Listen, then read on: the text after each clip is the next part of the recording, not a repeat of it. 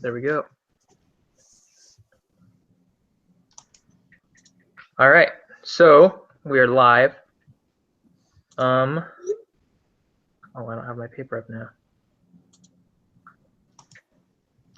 So the first question is,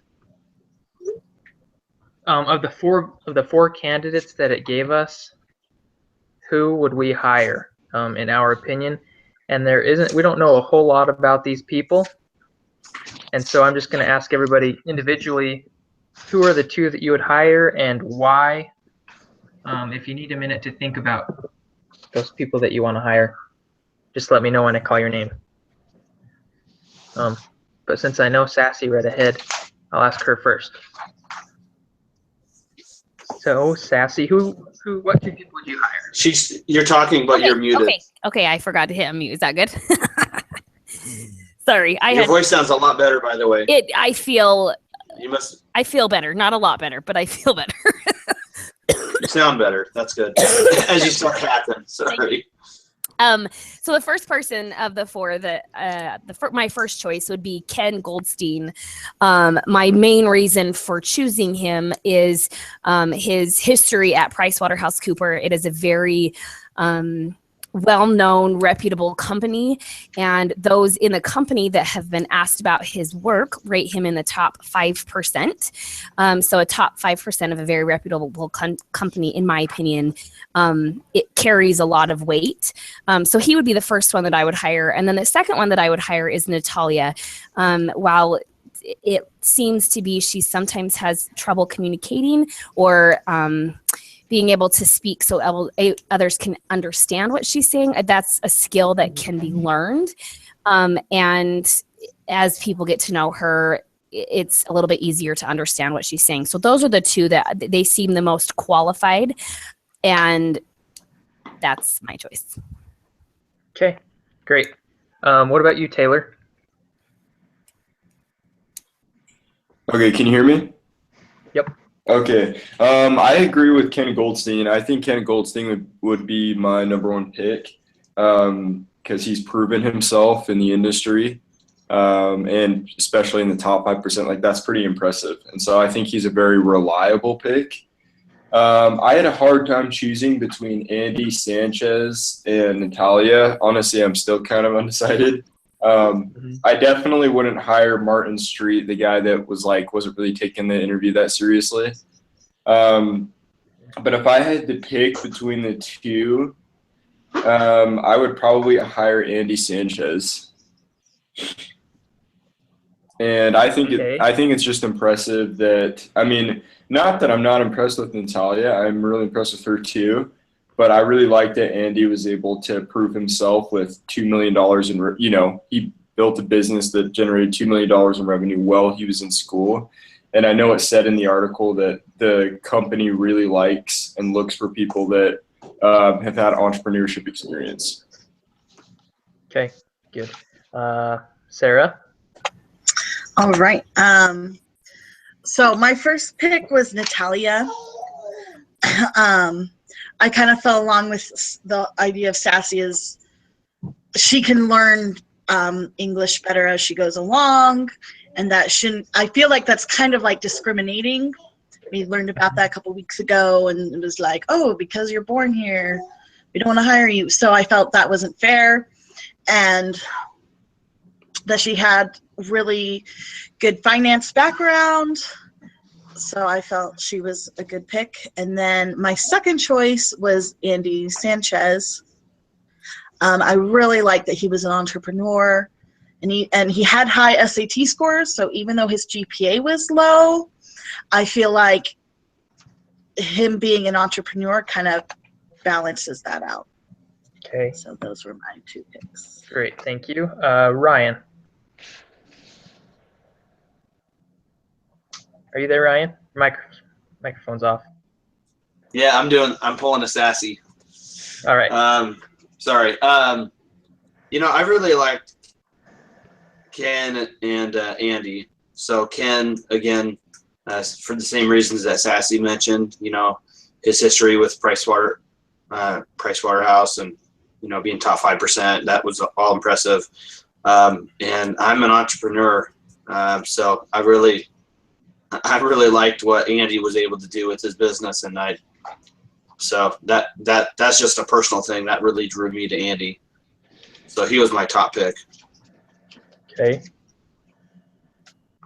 Great. Did you mention a second pick? Yeah, so Ken and Andy. Okay. Sorry, I spaced that. Okay, Lucien, can you hear me? Yes, I can hear you, Angel. Were you able to read as well? May you repeat for me? Yep. So are you ready to pick your top 2 people? Yes. Okay, let's hear it. But my favorite person in those four is Andy Sanchez. And I really love his profile because he has a creative spirit. And I love someone who can create something as an entrepreneur. And also I love people that can speak multiple languages because, like me, I don't speak English as you, so I can speak English and Spanish too, because my native language is Creole and French. So I speak 4 languages.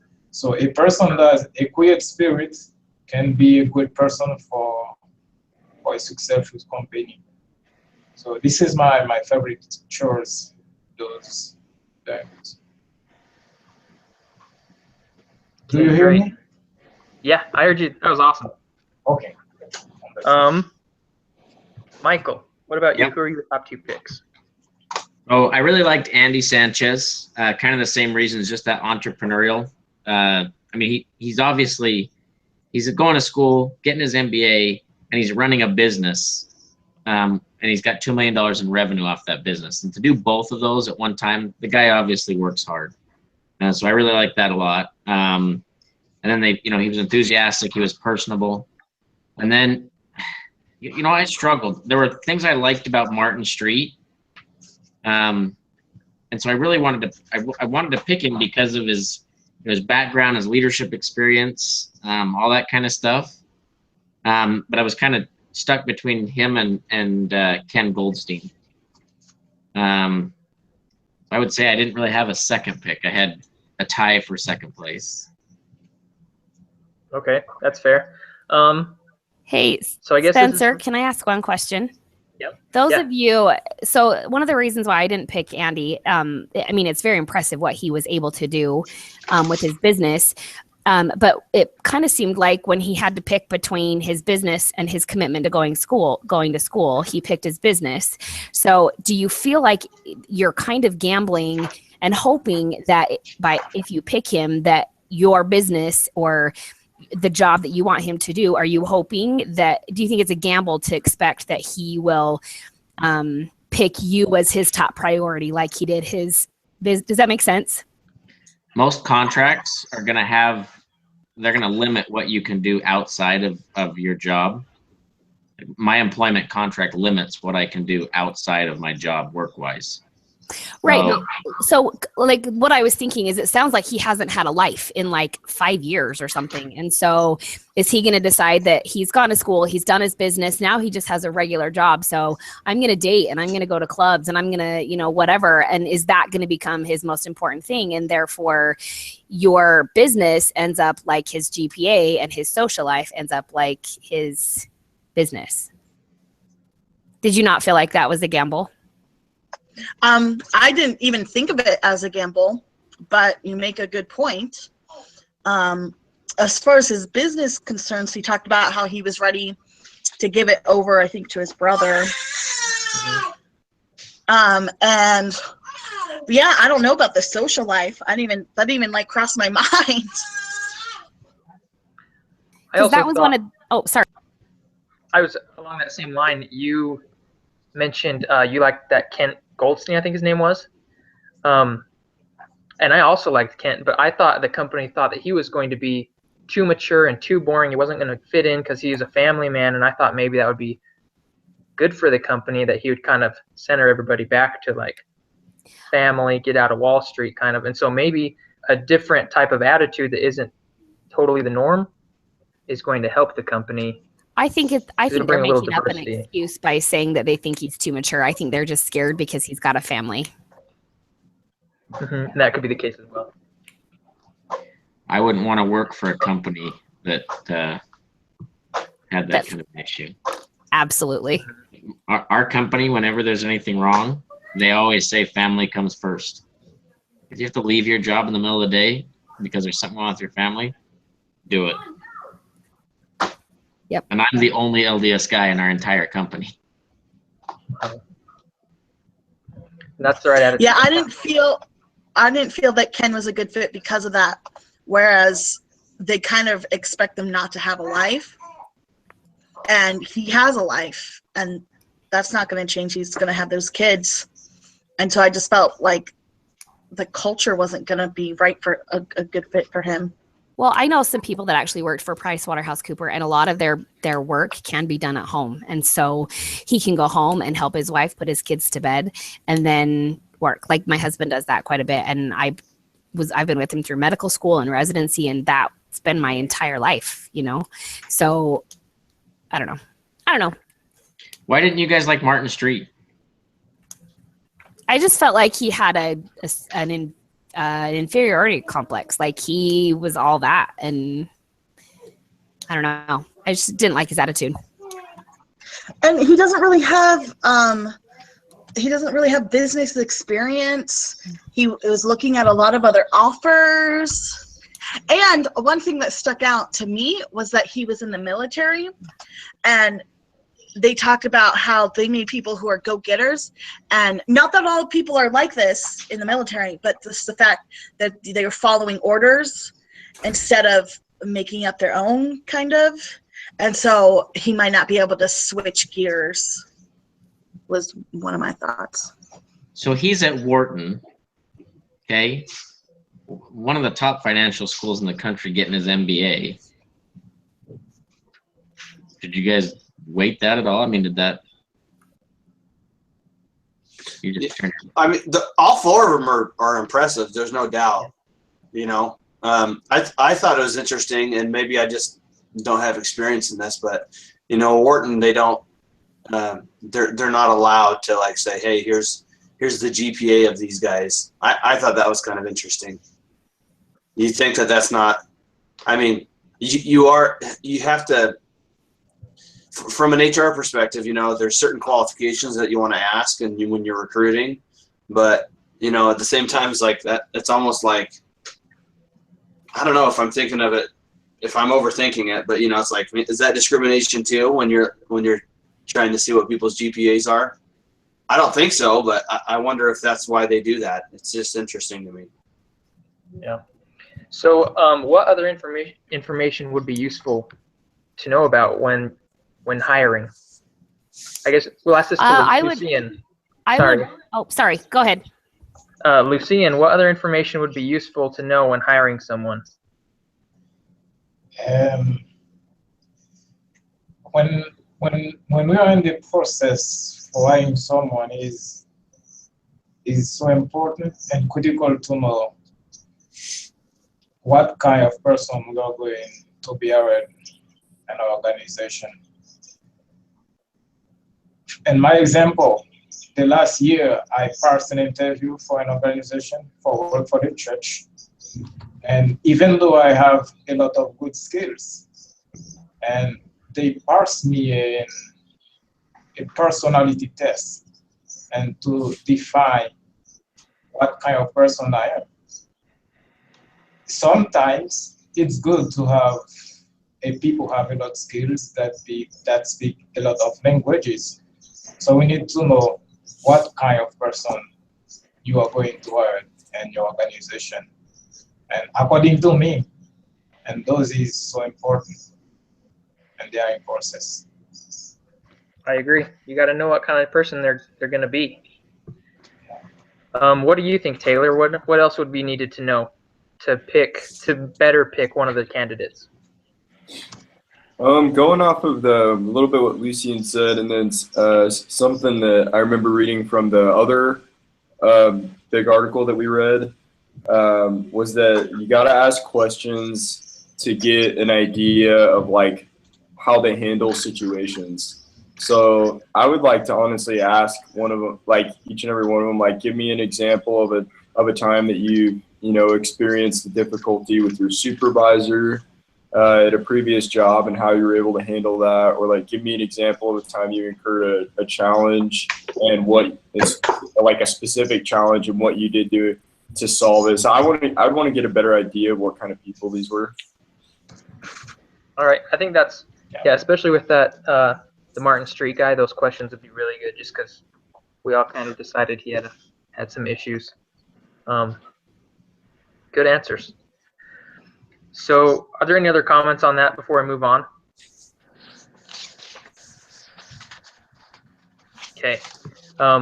So why is there so much disagreement between the senior bankers in the Saturday meeting about which recruits to hire? I mean, they all interviewed the same people. Why are they disagreeing? I'll ask you, Sassy, because you tried to answer the other question. I just think that we each go into interviews and situations with expectations, and we all think different things are important, and that definitely will play a part into who you like. I love family people, and so I would interview Ken Goldstein, and the fact that he has kids wouldn't even faze me, where somebody else doesn't have kids that sees me and how much time I put towards my kids, they could probably be concerned. So our life circumstances and our beliefs and the things that we think are important are all different. And because of that, it will lead us to different candidates that we like or don't like for different reasons. Okay, thank you. So what could we do, or what could this company do to kind of standardize their interview process, or kind of standardize the hiring process, so it didn't depend kind of on the person's background? Ryan, why don't you take a shot at that? Ah, crap. That's a hard one. Gosh, I don't know. I mean,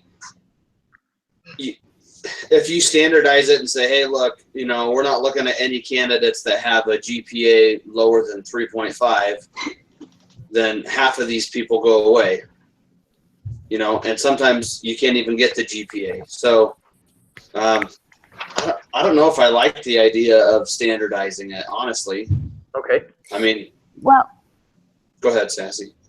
The one thing that popped into my mind is something that I was involved with at a company in establishing a hiring process. We picked a few characteristics that were important to the company, and each person that interviewed had to rank that individual on a scale of, I think we decided 1 to 10. And then after everybody did the interviewing, then we went through that and talked about why we ranked them that way. And so it was not necessarily characteristics or skills or like background that we paid attention to. It was these things that was important to the company that would help the company succeed. And so that kind of streamlined our conversation with the people that we were interviewing and the questions that we asked. So it made it a little bit more direct for the company. Does that make sense? Okay. Yeah. I've got a comment on that. Yeah, go ahead. Again, something that I felt like I learned from the article that we read about, the other article, like not this one, but the other one, was that they said that to identify some specific attributes that you're looking for this job before you go into the hiring process. It kind of like what Sassy's saying. So I like that a lot. Okay. Are there any other thoughts on what this company could do to better hire people? Yes, exactly. But I would like saying something. So I was participating in a job interview, and the interviewer asked me this question. I see you don't have any qualification for this position, and how you can help us doing things we expect you to do. And so I remember I say, yes, I don't have the qualification, but I'm the kind of person you are looking for. The reason of why, because I'm a student at BYU Online, an administrative assistant. I have already mastered all necessary skills you need. And I have self-confidence and I can learn new things you are going to teach me, and you will not be disappointed if you hire me. Yeah. And sometimes you need to be true during an interview process. And the interviewer will see it. And I think those can be applied during an hiring process. I like that a lot. Definitely. If you can't do it, you can't do it, but you can tell them you can learn. I like that. Yeah. Just tell them what you can do, and it's a good idea. Sarah or Michael, do you guys have any thoughts on what this company could do to kind of fix the hiring process before we move on? You guys have been kind of quiet. So, Um, Oh, go ahead, you Sarah. I'll go after. Sarah, why Okay. don't you go first, then Michael Okay. you can go second.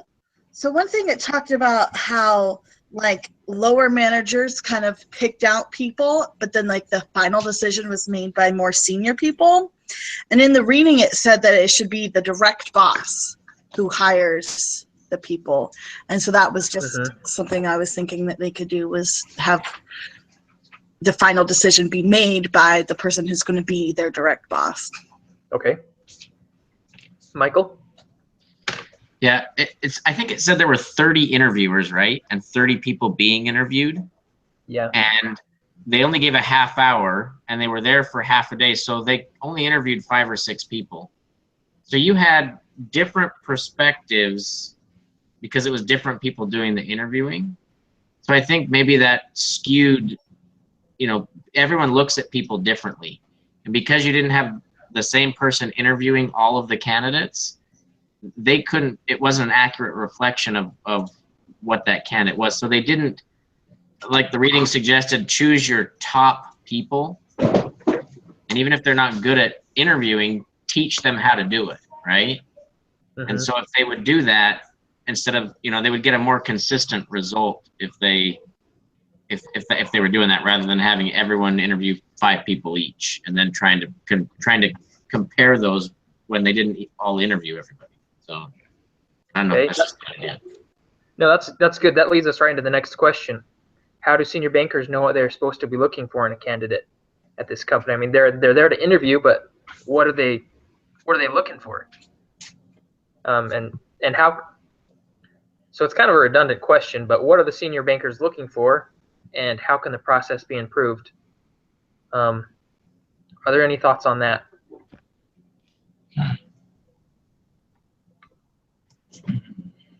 I'll go. All right. I mean, I just spoke, but I'll go again. I don't know. I saw for Sassy it. turn her microphone off. You go, Sassy.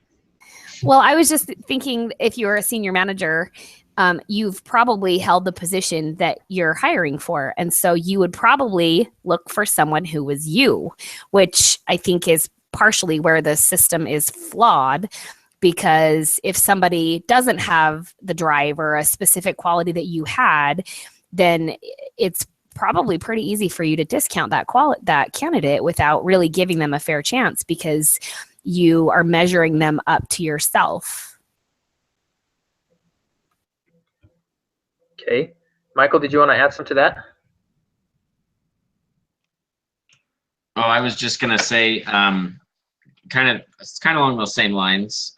Although I've had managers that have never done what I've done, and you know they've never been in sales, but they're running a sales department, and they try and talk to you about something, and it's like they've got no clue, and you just sit there looking at them going, "Are you serious?" Yeah.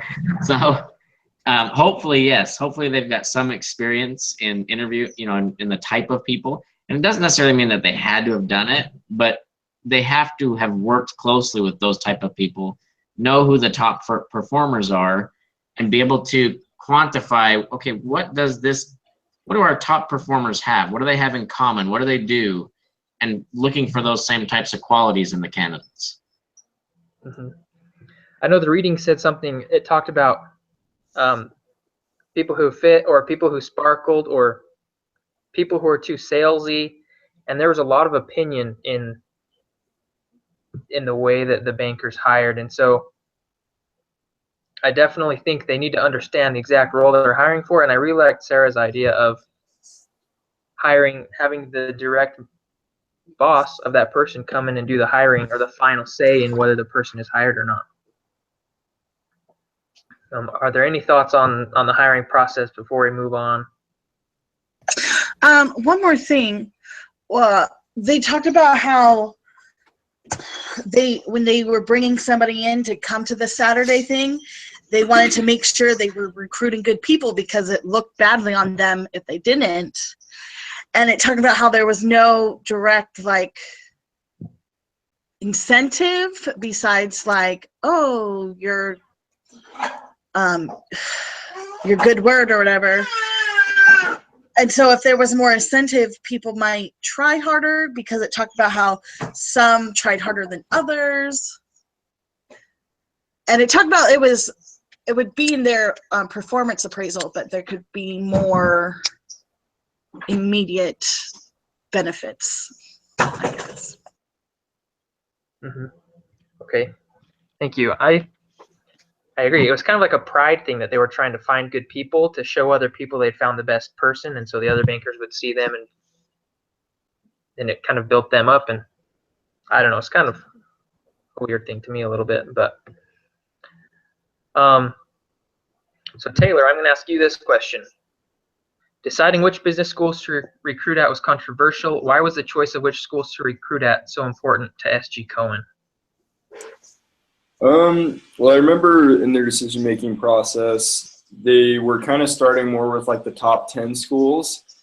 And they were getting like more of like the middle class though of those schools. And so they decided to go to the, the next like 15 best schools out of the top 25 other than the top 10.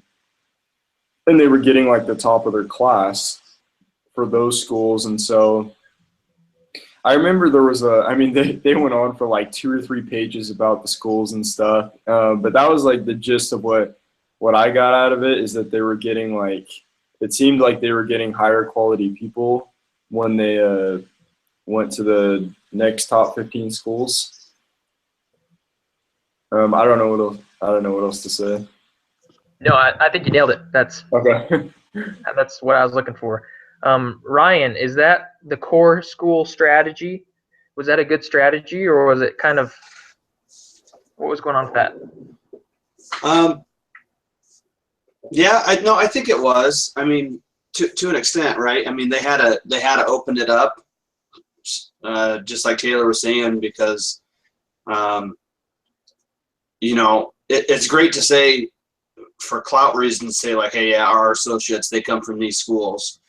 But if you're not getting the top of the barrel from those schools, it only takes you so far, right? And so to get the best of the best, sometimes you have to expand that. So I was in agreement with them kind of opening that up, but it is kind of a prestige thing as well for them to be able to mark and say like, hey, we get all of our associates from these top tier schools. Mm-hmm. So, Lucien, do you think they should broaden their search and grab people from law schools and technology schools, or do you think they should stick with financial schools?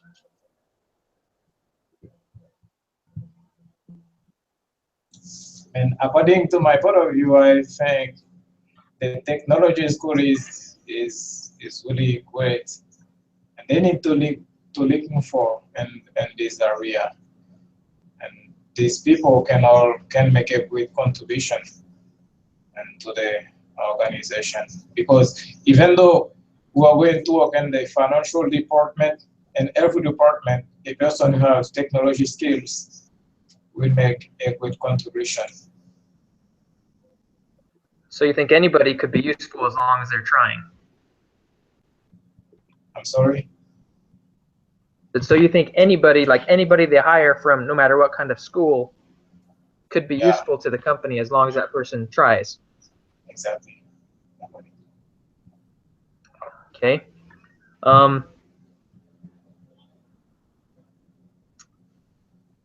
Sorry, I lost my thought now. Must have been really profound. Yeah, it was deep. Sarah, what are the pros and cons of SG Cohen's approach to recruiting on college campuses? Whew. Let's see. Some cons is that they're not getting anybody from any other company who's already had experience working. I know a lot of people just have different reasons for leaving their companies. And so if you're not looking for those people, you're not going to get them. And those people could bring something to the company that these newbies fresh out of school might not essentially have. Some good things is that you know that they're educated in what you want them to be in. And with this going with the 15 other schools, they're getting the cream of the crop. So they know they're getting smart people. Those are some of my thoughts. Okay. Are there any other thoughts on that? Thank you, Sarah.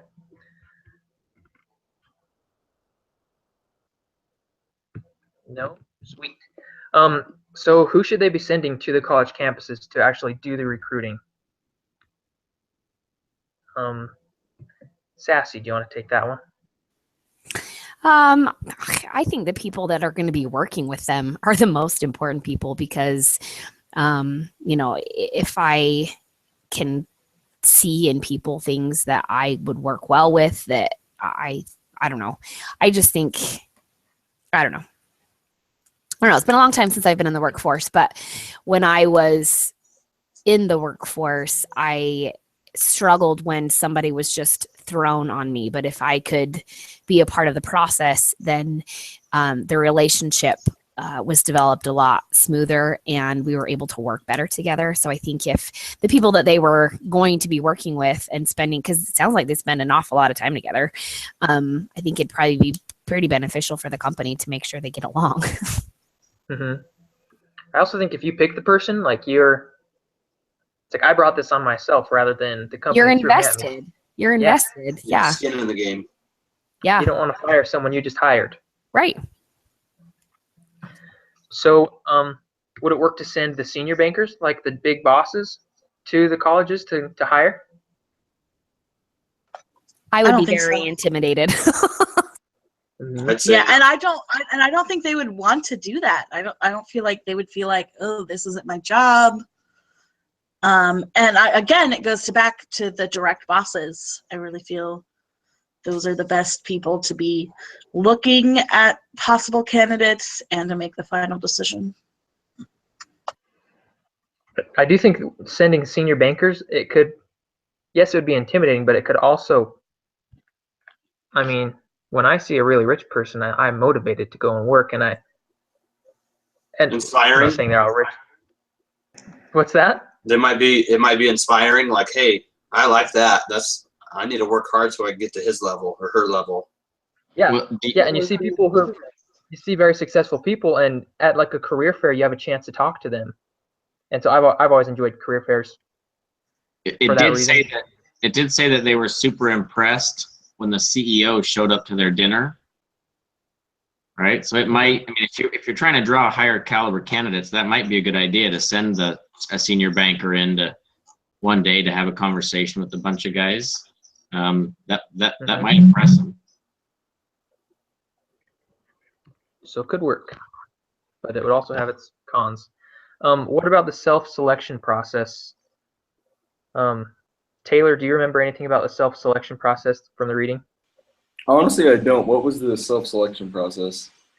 That was, I think, as far as I remember, that was when they went to the college and they would kind of talk to people, and then they would have an interview, or they would kind of have a meeting with all the people who wanted the job, and then the people would call them and look for an interview.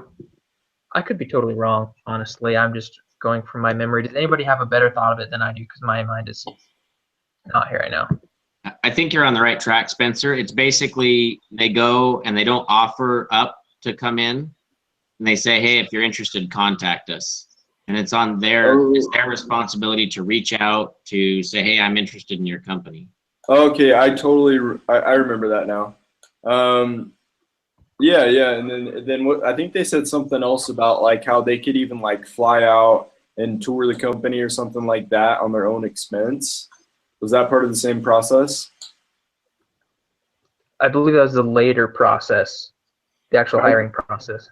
Okay, but anyways, I guess people being able to present themselves to the company, I like that, because then you get people that are genuinely really interested in working for this company and are willing to go out of their way to pursue a career in that. Like I know for me personally, like I've thought about going into investment banking, and like there's some firms I'd like to work for, and so like I'm planning on going and seeking those companies out.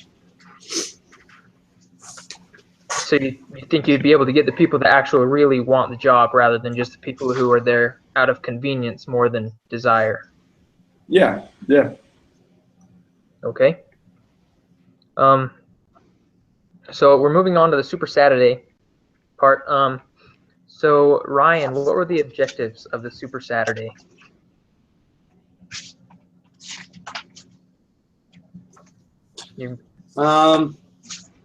I'm trying to remember that part.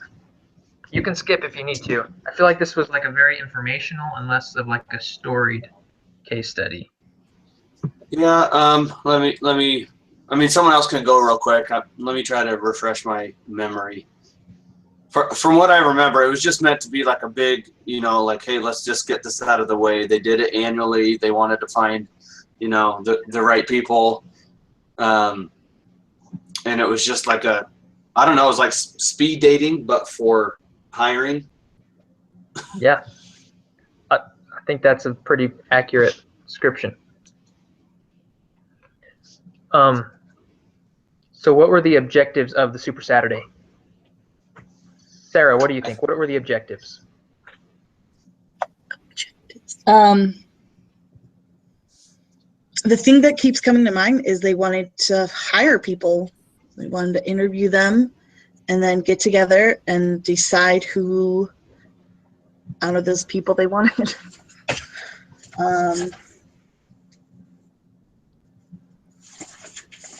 Objectives. Yeah. One of the things that I just saw in there. Sorry. Yeah, you get. I think this is kind of a general question. Was the Super Saturday only for the students that they met on campus? Only for the people that they met at colleges? Yes. I think so.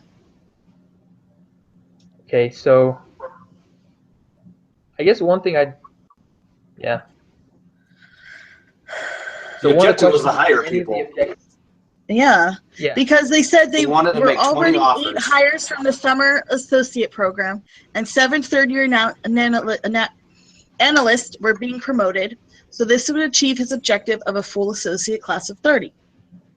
So it seemed like those people already had job offers. And they were Yeah, just and they trying wanted to whittle them put out down 20 offers, and so based on their experience from the previous year, hey, look, if we send out 20 offers, 15 of these people are going to accept them.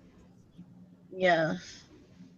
So the core objective of the Super Saturday was to hire or to put out 20 job offers. Yeah, I think so. Okay. So what kind of information did S.G. Cohen gain from candidates during this process? I feel like that's kind of a redundant question. Obviously, I'll just answer it. Obviously, they're learning about their lives, learning about their fit in the company. Are there any other thoughts on what kind of information S.G. Cohen is gaining from these candidates? Like their education. Okay. Yeah, like things in their background, like they've had work experience, what type of work experience, if it was leadership, finance. So one thing that I thought of, especially when I was reading Martin Street's profile, it mentions that he was in the military, but it doesn't tell us what he did in the military. And the military is a very big world. You don't realize that until you're part of it. But that would be very useful information to know. So while I think they're just kind of gaining surface information and not really like digging into the information that we need to know and then giving us more information of stuff that we don't need to know. Like, I don't know. I mean, I think that they're trying to get to know their personalities, you know, it's one thing to get a resume and look at your experience, and you could look at GPAs and you could look at all this stuff, but you know, it still doesn't give you an idea of like if they seem easygoing or not, or are they, you know. So anyway, I think it's the personalization, or it's the personal side of a person that they're really trying to dig into.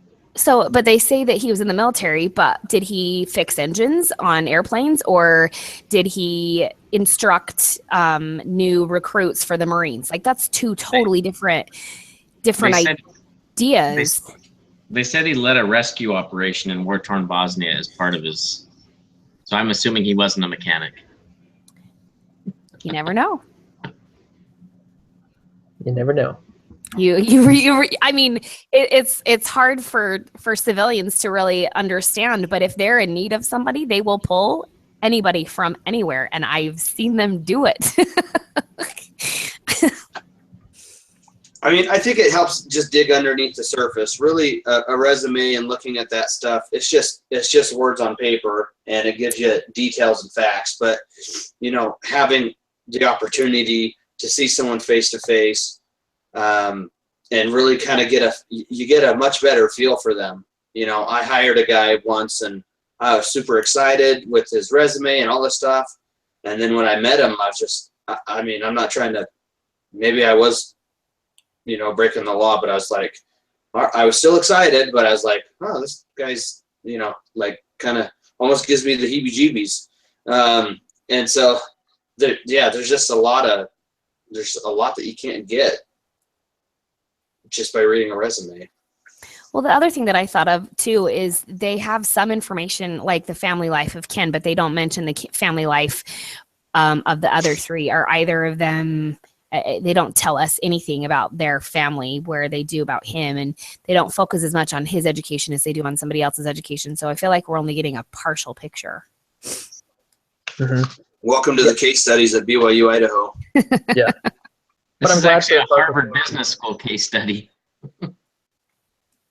Yeah. But if there was any more information, it'd mean I'd just be on my couch for 15 minutes longer reading. So, less is more. You guys are funny. Lucian, do you think the Super Saturday approach is a good idea for this company? According to me, is the previous preparation for the great interview that will be happening on Saturday.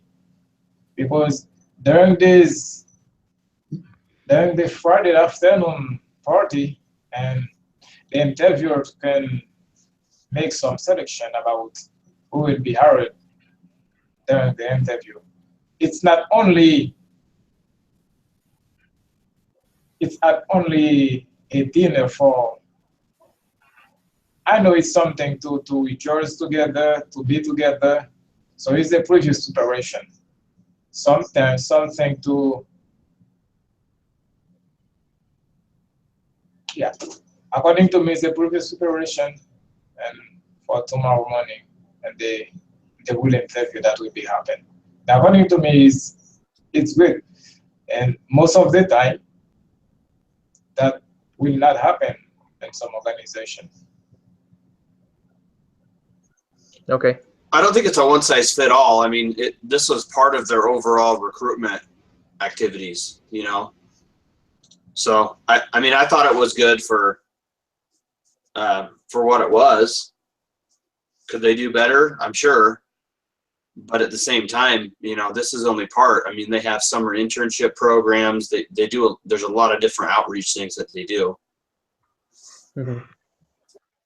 Yeah, and I definitely think they could do better, but I don't think they're doing that bad either. I mean, they're a successful company, so obviously they're doing something right.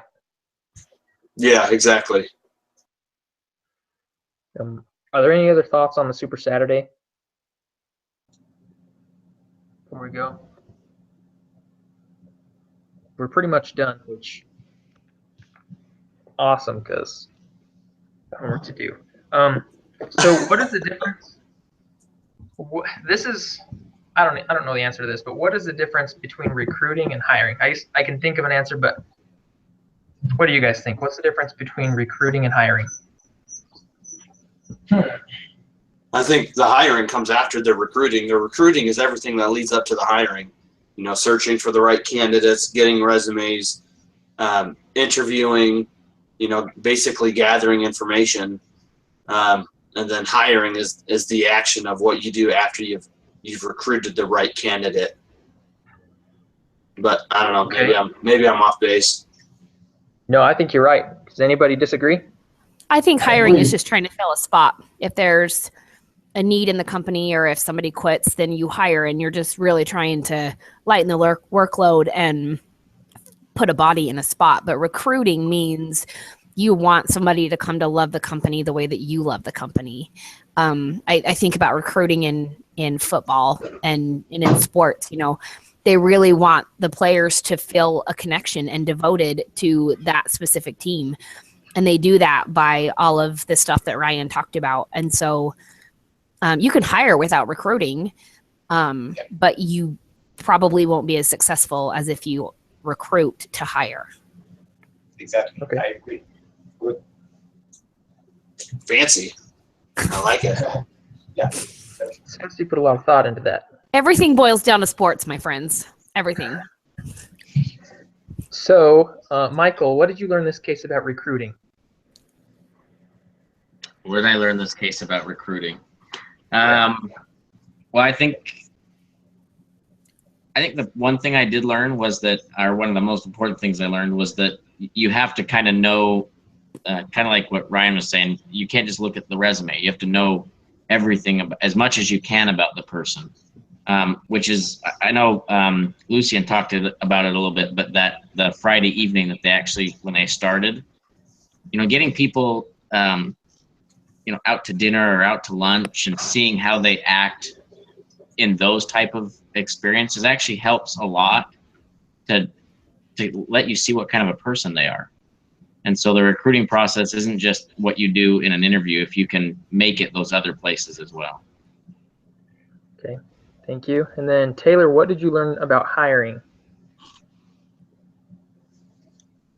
What did I learn about hiring? Give me a sec. Let me think about that. I would say that something that I kind of learned from looking at the different perspectives is like how two people can look at the same applicant completely differently. Like that was something that was really interesting to me. Like sometimes, like, you know, when it listed those 4 applicants, it would start off just like listing these crazy good strengths, and you're just thinking like, dang, this person's incredible. And then it would start saying how someone else in the company saw like these crazy weaknesses that they had too, or some of them weren't as bad of weaknesses. But so it was very interesting to me to see how there's so many perspectives you can have on an applicant, and I think it's important to take that into consideration, who is interviewing and what their perspective is when you're doing the hiring process. Great, thank you. Are there any other thoughts on what we learned in this case from recruiting or hiring? I'll say something if I may. You know, I was trying to think of like, well, how can I do this stuff in a smaller company, you know, where you don't have, you know, 30 people that can go through and interview someone, and, you know, in these small businesses. And I'm like, gosh, you know, how am I finding good salespeople, and how am I approaching it? So anyway, I'm just trying to figure out how I could like apply it to, you know, to my work life, you know, not just like, oh, this guy's an x-ray tech and a sonographer and they can bring over this business. Great, let's do this. But also I need to start thinking more like, you know, hey, are these guys going to be, you know, as a sales manager, are these guys going to be able to work with me and give me the reports that I'm requesting? And, you know, how are their interpersonal skills? You know, anyway, just thinking how I could like do it on a smaller level. Do you ever consider using some of your other top performers to interview them? I know a lot of companies don't want to use another sales guy, but I mean, if you got some guys you trust, that doesn't cost you any money, and you just get them to sit down and talk to some of these people and get their thoughts if you trust them. That's a good idea. That's a great idea. Thanks, Michael. Lucian, do you have any final thoughts about recruiting and hiring that you learned from the case? No, it's okay. I don't. Nothing? Nothing. All right. Sarah, do you have any thoughts? Recruiting and hiring. One thing I found interesting was that only a certain number of people will actually accept once you offer them a job, and they have to keep that in consideration. They offer jobs to 20 people, hoping that only 15 will take it. And I just wonder what would happen if more or less did, and what they would do to compensate for that. And it just goes to show, like, you're interviewing them, and they're also like interviewing you. Like, can I see myself working here? And so it has to be, you both have to be on the same page for it to work out. Yeah. Just kind of as a wrap up, something I was thinking about this a semester ago. I was tutoring a kid in it was an accounting class, and so he'd come over to my house and I tutor him once a week. And my dad was looking for someone he needed to hire for calving season. We have some cows, and so this kid, he was struggling in school, but I had him talk to my dad, and he's working on the ranch now. And my dad has told me a couple times that he's probably the best worker he's ever had. And he's just like the most pleasant kid to be around. He's happy all the time. He never complains. And it was just funny because on a resume, if he'd put his GPA down, he would struggle to find a job. But if someone calls my dad in the future and asks, how was this person? Is he a good worker? My dad would give him the best rating he could. Even though he doesn't have good grades in school, he's still a good worker. And it goes back to what Lucian was saying. Just because you don't have the skills to do the job doesn't mean you can't work. Get the skills, be an asset for the company. And so I think that's what I learned from this is just because you aren't a perfect fit, you can become a fit if you try and if the company works with you. So I think that's the end of the discussion part, and then I just have the questions for you guys. All right, so I'm going to go ahead and stop the broadcast then. Yeah.